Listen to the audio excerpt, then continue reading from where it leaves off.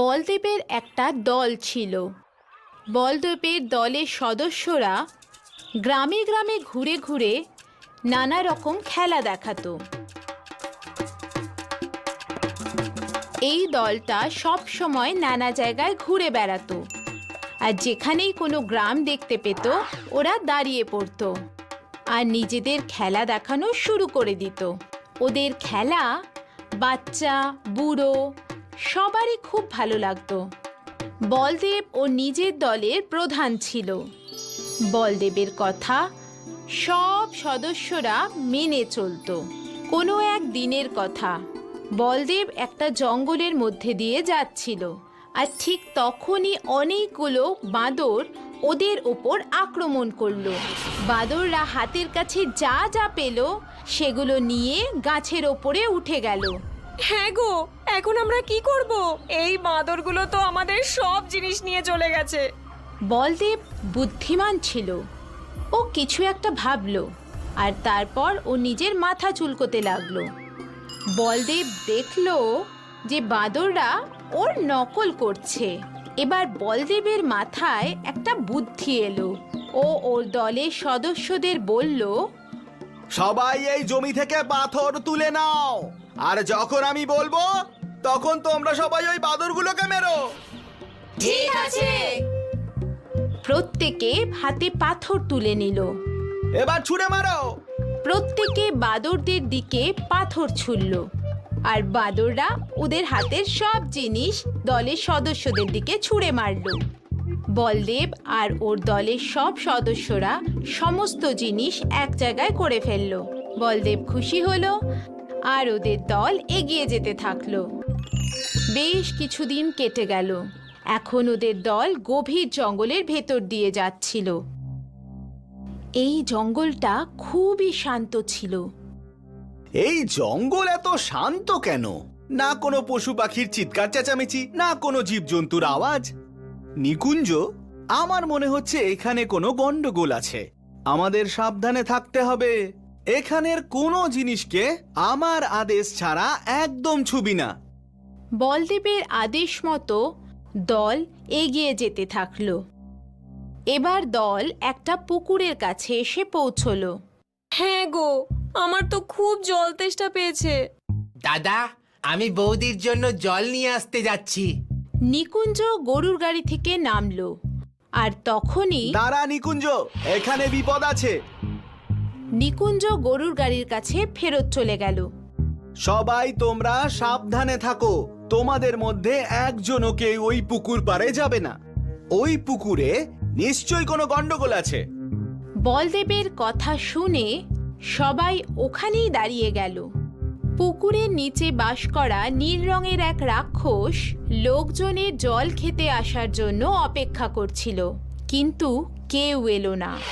বেশ কিছুক্ষণ পরে, দাদা, এই পুকুরে কি গন্ডগোল আছে? ওই দেখ, দেখতে পাচ্ছিস জীবজন্তুদের পায়ের ছাপ শুধু পুকুর পাড়ের দিকেই যাচ্ছে, ফিরে আসার কোনো চিহ্ন নেই। হ্যাঁ, এটা তো দাদা আমি একদমই খেয়াল করিনি। নীল রাক্ষস অনেকক্ষণ ধরে অপেক্ষা করে আরো রেগে গিয়েছিল। ও পুকুর থেকে বেরিয়ে এলো। তোমাদের কি কারোর একদমই তেষ্টা পাচ্ছে না, নাকি তোমরা জল খেতে চাইছো না? এই জঙ্গলে শুধু একটা মাত্রই পুকুর আছে, এ যাবে। আর যখনই তোমরা এই পুকুরে জল খেতে আসবে, আমি তোমাদের সবাইকে খেয়ে ফেলবো।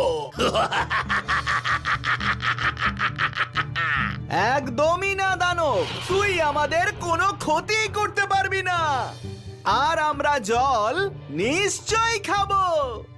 আমিও তাহলে দেখছি যে তোমরা কেমন করে নিজেদের প্রাণ বাঁচাতে পারো।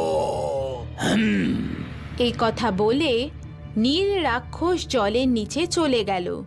নীল রাক্ষস পুকুরের নিচে লোকজন আসার জন্য অপেক্ষা করছিল, আর এখানে উপরে দাদা, এবার আমরা কি করব?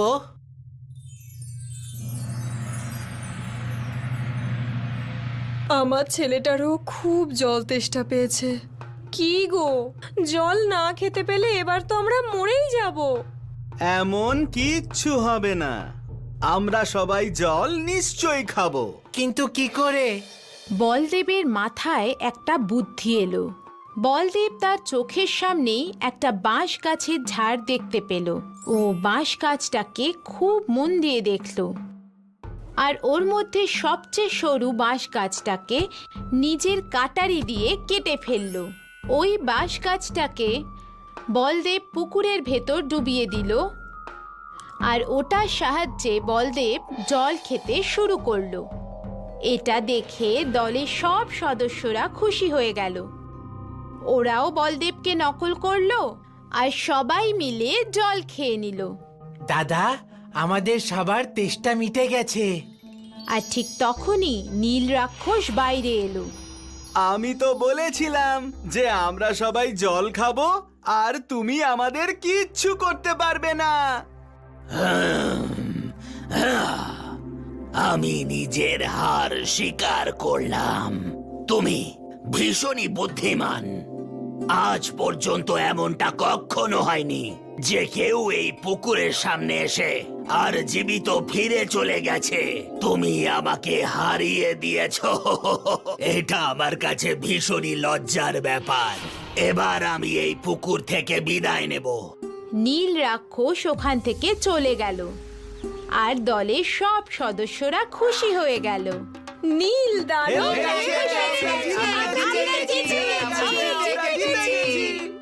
এইভাবে বলদেব নিজের বুদ্ধি দিয়ে শুধুমাত্র নিজের দলের সদস্যদের রক্ষাই করেনি, বরং ও নীল রাক্ষসকেও পরাজিত